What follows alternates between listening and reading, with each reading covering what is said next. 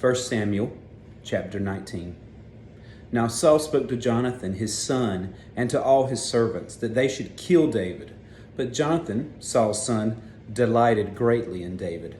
So Jonathan told David, saying, My father Saul seeks to kill you. Therefore please be on your guard until morning, and stay in a secret place and hide. And I will go out and stand by my father in the field where you are, and I will speak with my father about you. Then what I observe, I will tell you. Thus Jonathan spoke well of David to Saul his father, and said to him, Let not the king sin against his servant, against David, because he has not sinned against you, and because his works have been very good toward you. For he took his life in his hands, and killed the Philistine, and the Lord brought about a great deliverance for all Israel. You saw it and rejoiced.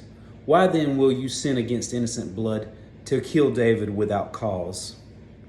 So Saul heeded the voice of Jonathan, and Saul swore, As the Lord lives, he shall not be killed.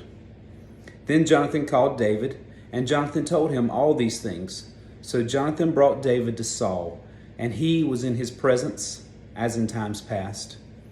And there was war again, and David went out and fought with the Philistines, and struck them with a mighty blow, and they fled from him.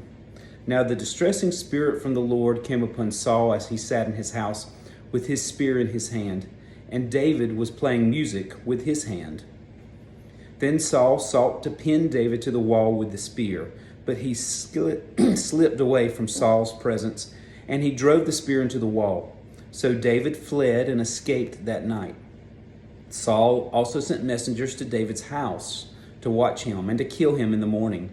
And Michal, David's wife, told him, saying, If you do not save your life tonight, tomorrow you will be killed.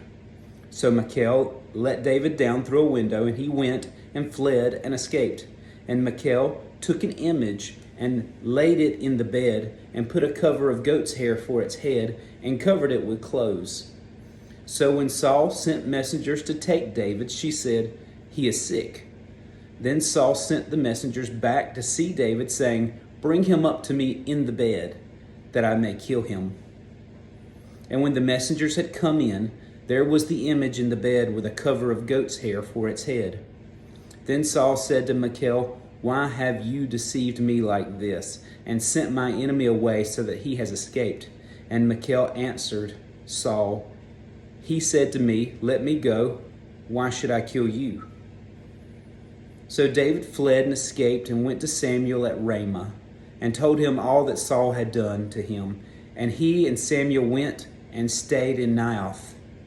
Now it was told Saul, saying, Take note, David is in Naioth in Ramah. Then Saul sent messengers to take David, and when they saw that the group of prophets prophesying and Samuel leading as leader over them, the Spirit of God came upon the messengers of Saul, and they also prophesied. And when Saul was told, he sent other messengers, and they prophesied likewise. Then Saul sent messengers again the third time, and they prophesied also. Then he also went to Ramah, and came to the great well that is at Sechu. So he asked and said, Where are Samuel and David? And someone said, Indeed, they are at Naioth in Ramah. So he went there to Naioth in Ramah. Then the Spirit of God was upon him also, and he went and prophesied until he came to Naioth in Ramah. And he also stripped off his clothing and prophesied before Samuel in like manner, and lay down naked all that day and all that night. Therefore they say, Is Saul also among the prophets?